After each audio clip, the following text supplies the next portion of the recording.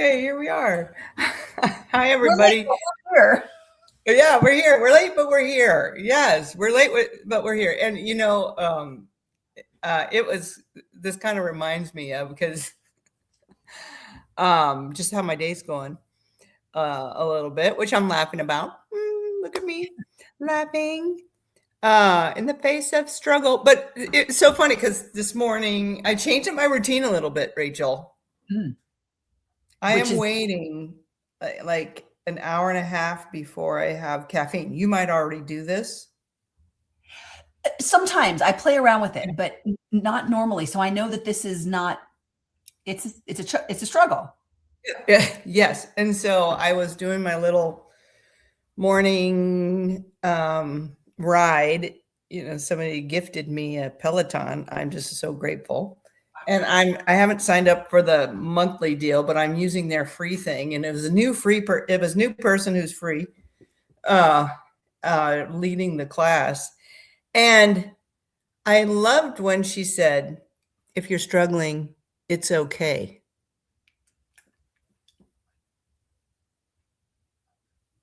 It's okay to struggle. Yeah, it means you're doing something. Yeah. Yeah, Right. the Yeah. struggle is the evidence of growth. Mm. Now, Because Rachel, if you're not yeah, struggling, if it's easy, it's the you're same. coasting. Yeah. And that there's nothing wrong with that. Sometimes we Right. gotta coast. Sometimes we struggle, and then we gotta like settle into it, you know? Mm-hmm. But if it's easy, if you're not uncomfortable, Mm-hmm. if then you're not growing in that area. You might be growing somewhere Mm-hmm. else, but in that area, Mm-hmm. you're not growing. When you're Yeah. growing, it's hard. Yeah, Yeah. it's okay. Yeah. So I was like, oh, I like that. I'm gonna take that with me. Mhm. It's okay to struggle. Yeah, because it's proof of working on growth. It's proof of the growth, and I think it's a great litmus test or a great check-in when I work with clients and we're building habits and creating behaviors that they want to keep going and keep doing. Mm-hmm. We start small. We talk about this a lot, right? We start small. We do Mm. tiny habits, baby steps, so that it's doable and approachable, and so you can get into the groove. But then a Mm-hmm. lot of people don't quite know when to grow or scale their Mm. habits. Mm-hmm. When's Mm-hmm. the right time to add more reps to my weights or a Right. longer walk? Or when's the right time to change more things about my diet or my sleep? Mm. The answer is when whatever you've tried to do has become easy and Mm. normalized, and Yeah. it's no longer a struggle. Yeah. Ooh. And yeah, Okay. Uh-huh. There and you there go. are some habits and behaviors we do that are kind of always a rub. I put exercise in this category because there are very Mm. few people I've ever heard who do exercise effortlessly, and that it's Right. never one of those things that they have to kind of like get up in the morning and do. There are days where Right. it's hard to do. Um, Right. uh, you can only normalize exercise so much. It's sort of almost always hard to do because it's Right. like getting out the door, Mhm. getting your shoes on or whatever. But Right. Yeah, there's a little kinetic, but yeah, kinetic energy you have to overcome. Yeah. yes, Yes. yeah. Yeah. Yeah. It's getting up to do the thing that's usually the hardest part. If Mhm. you've been practicing it for a while, whatever the habit is, and you've got some good routines around it, once you Mhm. start, typically the habit takes over and does it for you. It's kind of Right. like, it's Yeah. easier. Yeah. Yeah. Yeah. And this isn't what we were trying to talk about today, but I want to make one more point is that Yeah. struggling may look a little different than spinning my wheels. Ah, Mm. yeah. And you Mhm. were spinning your wheel today, but I was. it was a different kind of a spinning It your was wheel. a different kind of spin. You weren't spinning your wheels. You were spinning Right, your right. I wasn't getting nowhere. I was going nowhere, but yeah, so if I'm struggling and getting nowhere, that maybe be that's an invitation to Mhm. step back and kind of take another look, Right. Right. Yeah, ask that's a a great better point. question. Yeah. Yep. Yep. What am I actually, Mhm. what are the results I'm actually looking for? What am I actually trying to accomplish? Sometimes we're trying to accomplish Mhm, many things mhm, with one habit, and mhm. that habit isn't capable of solving all of those Mm. problems you're trying to solve. So Right. Ooh, ask your good. different Ooh. questions. Hmm. Mhm. Yeah, good. All right. Yeah. Yeah. So, what are we talking about today? We're talking about our words for the year, and I think Mhm. we both shared them last week. I think so. Last I week. think we did. Yeah. Yeah. Well, okay. All right. Rachel, remind me what yours is because I've forgotten. That's okay because you're trying to focus on your word of the year, not mine, right? So you've got your focus. Yeah. So we wanted to kind of wrap up the past month of the word of the year and kind of now look ahead of what it looks like for the year. So Right. my word for the year is optimize. And I'm applying it to, yeah, I haven't done the acronym yet. In fact, I'm going to make a note really quick. Because I do want to expand it out a little bit like you did for play. You Mhm. expanded it with an acronym.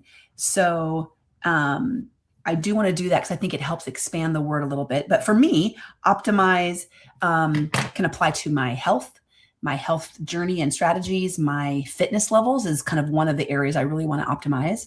I want to optimize my nutrition. Um, and my work. Those are probably the three main Mhm. categories. Um, Actually, my faith walk too, my Right. spiritual life. Um, and so, what optimize means for me, and I mentioned this last week, is taking what I have learned and all the resources and things I have available to me right now, and optimize what I have. Mhm. I don't need to keep searching and adding more Right. education in some of these areas. I just need to just apply and do. So that's kind of where that word comes from for me. Mhm. How about you? Tell us or remind us again about play for you. Yes, yes, my word was play. You remembered that. That's good. Good. It's Yeah, awesome, it's a fun one. awesome memory. Yeah. Yeah, and then around just bringing forward kind of the things I've been working on in the last couple of years.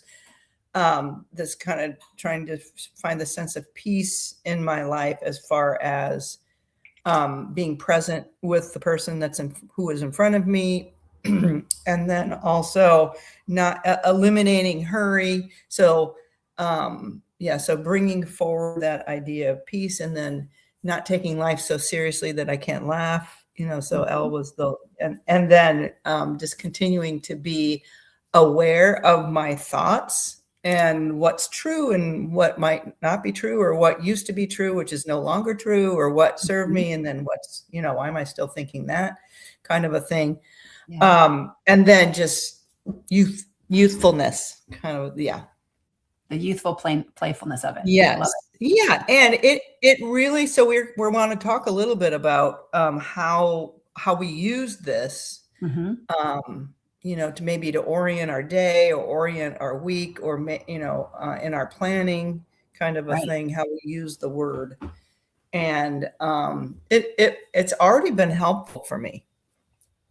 Yeah.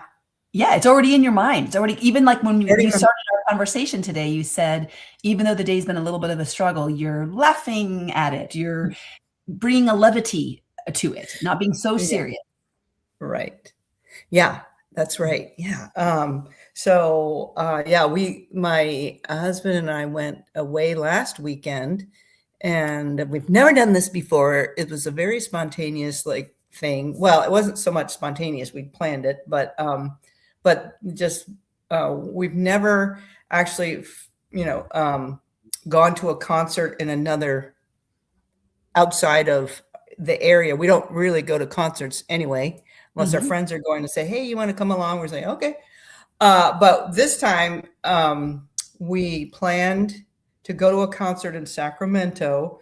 So, and we, planned all around it in the area. There's wine countries. So we planned some, wine tasting. And then we got together with new friends who are our daughter-in-law's parents. So we, planned activities with them.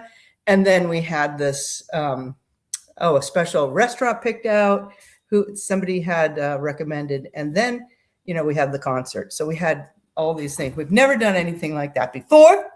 So it was fun. That was very playful and very fun. Yes. Anyway, and everything's turning out well. And then as we're driving back from visiting with our daughter-in-law's parents, I get a text on my phone that the whole reason that we went to Sacramento to go to this concert was postponed, canceled.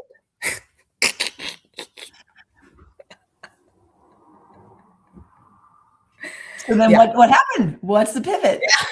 Well, yeah. So he's like, I mean, the whole play mentality just took over and mindset. And it's like, what else? We've had so much fun so far. What else fun is there to do around here? So, yeah.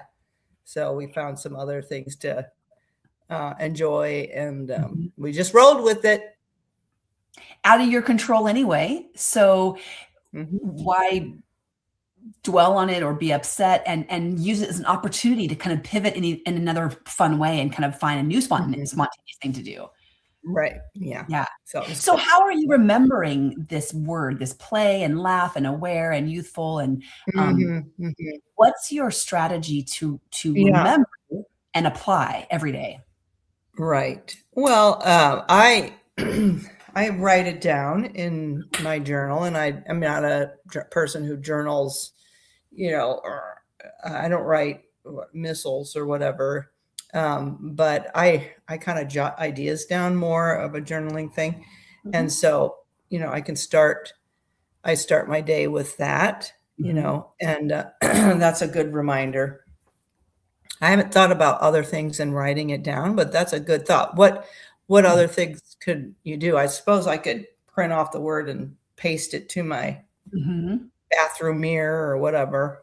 Right. Especially as you just made me think of, as we go into the year, usually January, February, March, where our word of the year or our New Year's resolutions and things are pretty top of the mind. It's easier to kind of stick with it. It's as the year goes that we tend to forget or drop off. Right. And so it might be helpful, for everybody listening, we're kind of brainstorming strategies to apply it to your whole year, not just your whole life, but your whole year, and what will it look like. And my first thought just came to mind was to start to identify areas in my life where I forget to optimize. There's going to be areas where it's more top of the mind. There's going to be areas where I'm thinking about this and I've journaled, or I've got a sticky note, or I've got my my morning reminder that pops up and I read it and it tells me. Yeah. So but there's probably going to be some areas that I forget to apply it, that I forget to this template over these categories. And so, that's what I want to do. Yeah, that's a great thought, because I can already think of how am I going to apply play to like hard conversations. Ooh, that's a great question. That is a great question. Yeah. How will I optimize my conversations? Optimize my communication? Similar kind of. Oh yeah. Yeah. So it gets you thinking about the value of the word of the year for a person. What is the value there, and what areas do you want it? And the word of the year for some of you listening might be really specific, and for one small area of your life, that's okay too. If it doesn't necessarily apply to all parts of your life, don't worry about that. Hone in. In fact, it will be probably easier for you to kind of really laser focus on the thing that you're trying to do. But if you're thinking of something that's broader and more umbrella, and you really want to apply it to your whole year, and maybe even a reminder mid-year, June, July, check in with my word of the year. Put an event in your calendar that pops up, a reminder. And that might be a good check-in point, halfway point, to say, does the word still make sense to me? Does it still apply? Is it still life-giving, or has it kind of lost its fizz? And I need to, either recommit to it or get a new word. And then what could it look like to apply to the second half of the year? Yeah, those are all good ideas about, putting it in your calendar. Thinking about, it's gonna be easy in these areas, XYZ, and, you know, planning vacation or, you know, time with friends and family, that sort of thing. That's easy. You know, where is it gonna be challenging? Yes. And then, well, it kind of reminds me, like, you know, reading my commitment or my goal, or you know, my word, reading it every day, just kind of reminding me of it. And I think the daily, that daily commitment is very helpful, beneficial. Sometimes it feels obligatory or duty, but really it's meant for my formation. Yeah. So if I can change my mindset on that, it's not a legalistic thing. It's for my benefit. Yeah. Yeah. It's kind of the analogy is like a backyard fence, you know, the kid is not safe outside the fence. They're too young. They'll get lost. So the parent puts the fence up, but to the kid, it feels like, you're locking me in. I'm in jail. You know, you've trapped me. But really, it's for the safety and the freedom of the child to fully explore in the backyard. Yeah. It's for their benefit. And so when we can either set goals, set commitments, build habits that feel like a restriction or a law or a rule. We can think of it that way. We can talk about it that way. We can believe it in our hearts. And that's how it will feel. Or we change that language. We transform that language. And when I recommit every morning, it's with life-giving language and great compassion language, rather than obligatory or a rule or restrictive in some way. Yeah. Right. Right. Yeah. It's abundance versus scarcity. Yeah.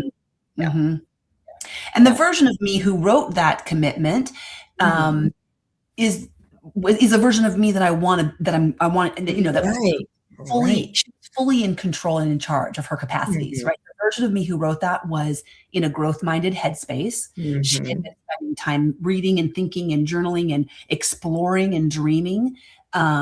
She put the work in. She analyzed her life and what she wants, and she wrote that, right? It wasn't some off the cuff thing, and it wasn't a restrictive, mean version of me who was trying to pin me down. That's right. So if a different part of yourself shows up tomorrow and sees the word, and you're like, you have to remember that version of you who did all that work and offer some respect, right? Yeah. Respect. Yeah. And that can maybe shift your mindset. Like that. The version of me that shows up in a morning feeling sad, tired, overwhelmed, stressed, moody, grumpy, resistant, that's not the real me. Right? It's a version of me. It's a feeling, it's a moment, but it's not, I don't want to lead with that person, right? She shows up and I accept and acknowledge these things. And I might have to kind of like work through it over a couple of days. But this isn't the person I'm trying to become. Right. You know, so why would I take her advice? She's not super smart. It's okay, but why would I take her advice? You know, when you look around, you're looking for a role model, you know the people's advice that you want to take. Right. And you're like, Ma, I like you, but I'm not taking your advice. You're great, and I will love you to the day I die, but I'm not taking advice. Yeah, that's good. Oh. Okay, good. Okay, well, Rachelle, I've been wondering how you settling in where you are. Yeah, in your new space. Much better. This week has been a little better. We took a 2-day little trip, a quick trip to Sedona to explore. That was really fun.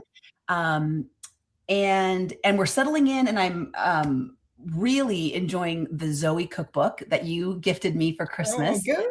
We've been cooking through it, and tonight we're actually making a recipe. It's a artichoke and anchovy pasta. Wow. I know.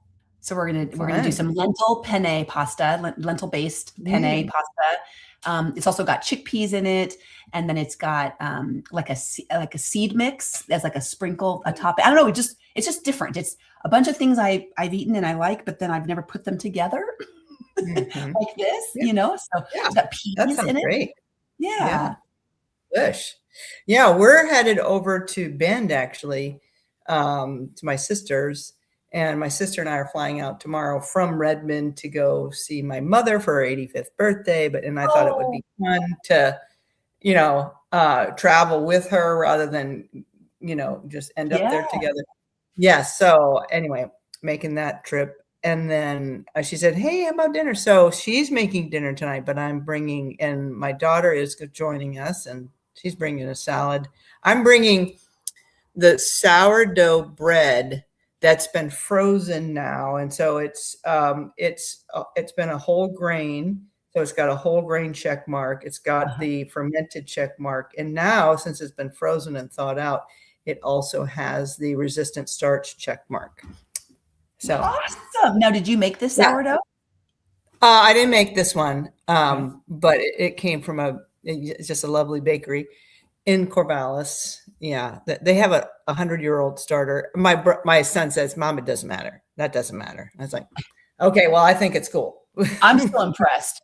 I want to say that my sourdough is 100 years old. It's from the Viking paddles, right? I think about the Vikings and their beer paddles and how, The new thing that I'm adding, I'm making my favorite lemon vinaigrette dressing, but I'm using a Meyer lemon infused olive oil from a local.